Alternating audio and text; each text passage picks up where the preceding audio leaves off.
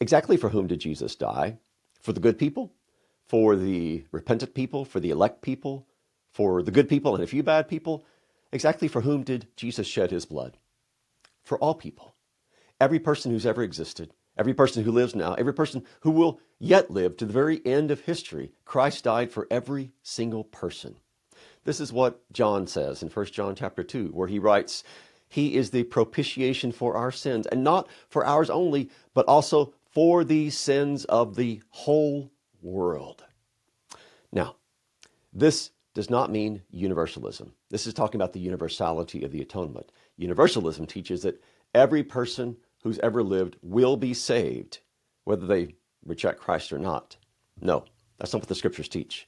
The scriptures teach rather that Christ has died for all. This is good news for all.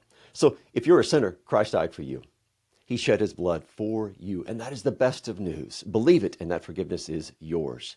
Now, sadly, yes, there will be some who stubbornly refuse to believe this, reject what Christ has done for them, and they will suffer condemnation as a result. But for all of us who believe that Christ has shed his blood for us, then that propitiation for us is ours. We are forgiven. You are forgiven. And we live in that peace and salvation of knowing that Christ has made us his own.